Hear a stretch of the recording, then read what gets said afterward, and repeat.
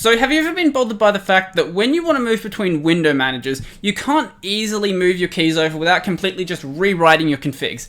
So today we're going to be taking a look at a program called Sxhkd, and that'll be the last time that I say that during this video, the Simple X Hotkey Daemon, which is basically a window manager independent way to actually run your hotkeys. So if you're new to this channel, remember to subscribe and ding the little bell icon down below because it will really help the channel out. I'm aiming for 1,000 subs and any help would be really appreciated. So now that's out of the way, let's get started.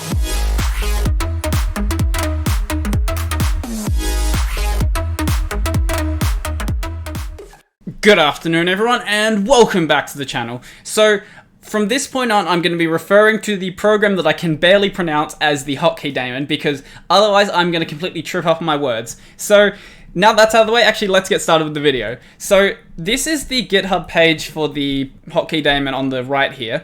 It doesn't really have any documentation on how it actually works. The best place to look for that is within the man page or within other people's configs. But through here you can get an idea of how the syntax works. So basically, the way that you define a, hotkey is you define the key that you're going to be using, or the key sequence, and then you tab in, and then you put in the thing that you want to run. So if we look at my config, for example, before we go into the man page, I can show you some stuff that you can do with it. So we go into LF, and the file it's going to, or the folder it's going to be in is called this right here, Sxhkd. See, this is why I'm not going to say it anymore. And that folder won't be made by default, so you have to create it yourself. And then you just put it in the aforementioned name RC.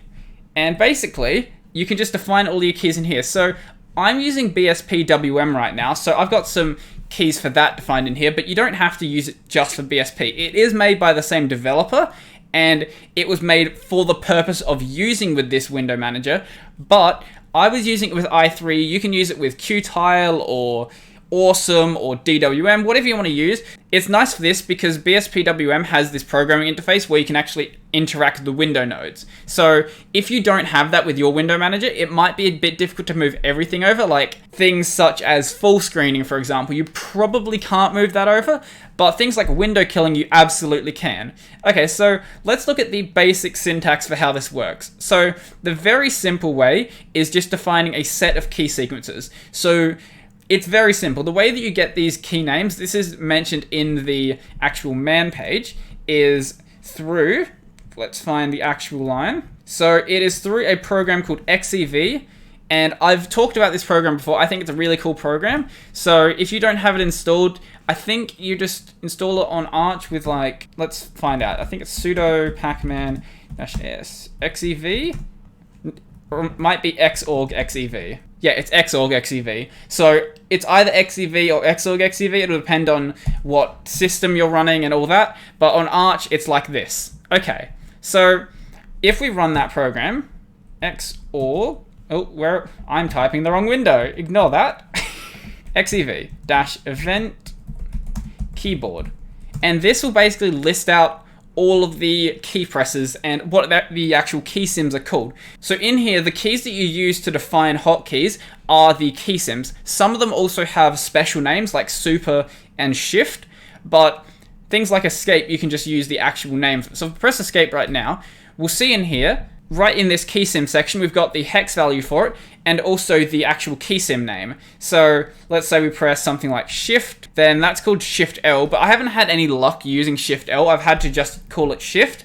So it might depend on the key, but most keys will just work with this key sim name. So like the print key, the escape key, tab, anything like that will just work with the actual key sim name. So on to how this syntax is defined. So this basic syntax isn't anything too special. Super plus shift plus escape. So to run this sequence, I will press all these keys at the same time. So the super key, the shift key, and the escape key. And you'll notice I have a prompt to quit my Xorg session. I'm not doing that because that'll kill the video. So that's the basic syntax. So that's not too interesting, but this is where it starts to get kind of interesting. So if we look at this one for focus on window in direction. So super plus, and then the curly brace, and then I've got 4 arguments in here. And if you see down here, I've also got 4 arguments in here as well. So what you can do here is basically this argument in here will map to this argument here. This second argument will map to the second argument, this third argument, so on and so forth.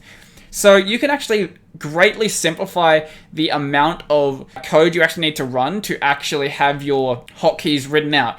Obviously, you can get very confusing with this, so be careful with how you actually start writing stuff out. Obviously, don't make it harder on yourself, but for things like this where you want to say focus on a node in a certain direction, it really makes sense to just put them all in one command. Or say, for example, switch between different desktops. You can do this syntax. So super plus, obviously you can use any modifier key. I just like using super. And then the curly braces and 0 to 9. And then down here, we also have that matching 0 to 9. So instead of having to go 0, 1, 2, 3, etc., you can actually just write out this syntax that'll basically take all the numbers between those 2 points and map it to all the numbers between those 2 points in the second part. And that, I think, is the main thing that is really, really useful. So I'm not using any of the other interesting stuff that you can use the hotkey daemon for, but I will show you that in a moment. But before we do that, I do want to mention something else. So this command in here, it's not any special syntax. All it is what I would normally write into my shell. So you can do anything that your shell can do. There might be, obviously, like some bash-specific things that don't work outside of a shell, but anything that you can say do bash and then pass a command in will work. So you're not going to be able to use aliases, obviously, but you can run a command and then run another command, or you can run another command. You can run a command and pipe it to another command. You can run scripts that you wrote yourself. Anything that you can normally do will work perfectly fine. You can launch applications. Just anything that you can pass into your shell and run will work perfectly fine. So now we can actually go on to the actual... Oh, we opened up that. Not supposed to do that. I had that bound to super Q. That was opening up my channel page, which I don't have a problem showing, but it's not too important for this video. Anyway, so if you notice here, there is this @ sign. So I'm not using this, but what you can use this for is, so if the @ sign is added at the beginning of a key sim, the command will be run on the key release. So I can show you something like that. So let's say, I'll bring up screen key, just so you can see it. Is that working? It is. Okay, cool. So let's say we bind something to, say something we're not using, like F8. Is that the syntax for it? I think it is. Yes, it is. Okay, cool. So let's say we want to, I don't know, just because it'll be easy, let's say we open up nvim. Actually, no, we have to open that up in a terminal, so st-e nvim. Okay. Now, if I reload my configs, I've got that bound to Shift Super R, but that doesn't have a binding by default. So to reload those configs, so all I'm doing is basically killing the program and reloading it, because there's no way to actually reload your hotkey daemon configs. You have to kill the application and then you have to reload it. So all I'm doing, I've got this little script that'll kill a program and then give me a notification that I've killed it, if you noticed up on the corner there. And then basically I'm just rerunning it. Make sure you run it in the background, because otherwise it will hit your program, because the hotkey daemon is a blocking application, and if you don't stop it from blocking, it will block. So make sure you open it up in the background. Do that with the ampersand here. So now if I press F8, you'll see that I open up a thing of nvim. And if you noticed, that was as soon as I pressed it. So what if we put an @ sign at the start instead? So we'll reload the configs. Now if I press F8, it doesn't do it. Oh, okay. That wasn't supposed to happen. That was supposed to happen as soon as I let it go. Let's have another look and see what happened. So if @ is at the beginning of the key sim, the command will run on the key release, otherwise on key press. I didn't release the key. I don't know why it actually ran that. Maybe it didn't think I was holding the key down or something. That's interesting. Huh. I guess if you hold the key down too long, it'll treat it as another key event. I'm not actually sure how the keyboard exactly handles that, but if you noticed, it doesn't open up as soon as I press the key. It opens up after like a brief break. So I guess if you hold it down, it'll still open up a bunch of them. I've never actually worked with that before, so I didn't realize that was going to happen. So let's go back into my config. Okay, so let's see. So what are the other stuff that we can do? So if you put a tilde at the beginning of the key sim, the captured event will be replayed for the other client. I'm not sure what that means, so I can't really test that. But another one that you might be interested in is binding to your mouse buttons. So you can bind to buttons from 1 to 24. So I presume that something like 24 will be on one of those MMO mouses or MMO mice that have like a bunch of buttons on the side. Obviously, you're not going to be able to use that for a normal mouse. So there's a couple more cool features that you might be interested in. So one of them is the underscore character represents an empty character sequence element. So what that means, so there's a command in here that represents that. So this super plus, and then the curly braces, underscore shift plus, and then HJK and L. So what this will do, so if you notice here, there are these two sets of brackets. So this first set of bracket matches to this first part here. This second set maps to this second part. So if you press super and then HJK or L, it'll treat the option that you're pressing as -F. And if you press shift plus, it'll treat it as -S. So basically what the underscore means here, it's pretty much a null character. So it's how you represent that you don't actually want a key there. I'm not using this, but I reckon I could simplify one of my commands to be like that. So I'll show you the command I'm talking about in particular. So it is not this light command. No, it was volume, wasn't it? I think so. Yeah. So this volume. So I've got a bit of a weird syntax for getting this volume to work. But what I could do instead is, instead of doing this, I could do this. I wonder if this will work. I haven't actually tested this. So if it's not going to work, then I guess it's not going to work. But hey, we'll see what happens. Okay. So now that'll be my headphone volume. So super shift P, super P. Yeah, there we go.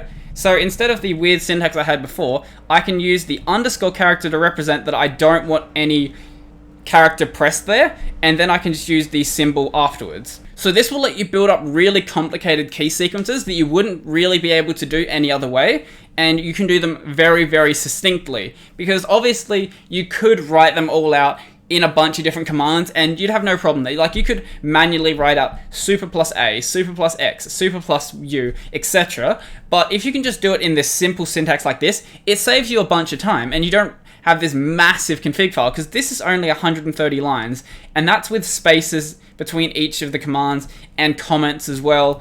So if that wasn't there, it'd probably be like 400 or 500 lines. So I didn't mention this before, but with that syntax where I had the numbers here, so 0 to 9, the sequence here, you can also do that with letters. So if you want to have, say, A to K, you can do that with this sequence in here. The other thing that I did want to mention is this semicolon here. So this is the other really cool thing. So if you want to, it's sort of like having a pseudo mode. So if you have ever used i3, if you press, I think it was super R by default or something like that, it'll take you into resize mode. This is sort of the same thing. So in here, you press super O and then you can take your fingers off of the keys. And then whatever your next key is, it'll read that as part of the keychain. So I forgot what this exact name they call it. I think it was like a chord chain. So this is treated as a chord chain. So you have the super O and then the key after that. So if you, in this case, were to press super O and then take your key off the keys and then press E, it would open up GVim. Super O, take your fingers off the keys, press W, it would open up Firefox. So that'll let you do really interesting stuff like that. So if you don't want to have to press all of these keys at once, so say you have like a 5 key press thing, then that's probably very difficult to press. But if you were to have it in a sequence instead of having to press all of those at once, it might be a bit easier for you. So depending on how you feel like actually using it. Obviously, all of this stuff is going to be up to you. If you want to have really complicated sequences, like 5 key press sequences, you can do that. There's nothing stopping you. Or if you want to have like a sequence where you have to press super O plus E plus J plus something else to open up a program, you're entirely free to do that. Or if you just want to write everything out manually, you can do that as well. There's nothing really stopping you. You have this really, really powerful syntax to work with that I think really makes setting up hotkeys way easier. And if you really want to, you can have stuff on key release instead of key press. I don't really know why you would do that. I feel like that feels a bit slower. I kind of like stuff to happen as soon as I press it, but you might be someone who likes key release events instead. So whatever you feel like doing, this will let you do it. Unlike having to deal with the weird syntax of some window manager key bindings that aren't really designed too well, but you kind of have to work with them. Using this, you can define all your keys and then jump between window managers, having basically no worries, and you just have to define the basic stuff that you can't define outside of the window manager. Like, for example, doing things such as full screening, and there's some things you can do with a tool like XDO, which I did mention earlier. I'll show you what I'm using it for. So XDO close will basically kill a window, and this is another program written by the developer of bspwm and the hotkey Daemon, and this will basically let you kill a window in a way that isn't attached to your window manager. So I can move this command to another window manager and it'll work perfectly fine. Some stuff might be handled better within your window manager, so it'll depend on what you're using, and really it's entirely up to your experience with your system and how you want to work with it. So I think that is pretty much everything for this video. So if you like this video, remember to smash that like button and leave me a comment down below letting me know what you think. I'm going to do a full dedicated video on how to do a lot of stuff separate from your window manager. So if you want as little attachment to your window manager as possible, I'm going to do a video on XDO and also on XDO tool, which will basically let you do a lot of that stuff that otherwise would be contained within your window manager. So if you want to see those videos when they come out, remember to subscribe and ding the little bell icon down below because it'll really help the channel out. Down below, I've got my Twitter and my Mastodon. So if you want to get video updates, go check those out because YouTube can't be actually trusted to push them to anyone. I've also got my Discord down below, so if you want to chat with me, and also my library, so if you want to see my videos on a platform that isn't YouTube, both of those will be available. Up on that corner, I've got the playlist this video is in, so go check that out if you want to see other videos like this. If you've noticed up in the corner of my video, it's almost 40 degrees Celsius right now, so it is really hot, and I am getting very, very tired from talking and my mouth is drying out, so hopefully that doesn't come across poorly in the video, and hopefully you actually enjoyed it. Down below, I've also got my support links, so if you want to support the channel, then go ahead and do that. Obviously, you don't have to. All my videos will remain available for free, but I will really appreciate it if you do that. So, I think that's pretty much everything for me now, and I'm out.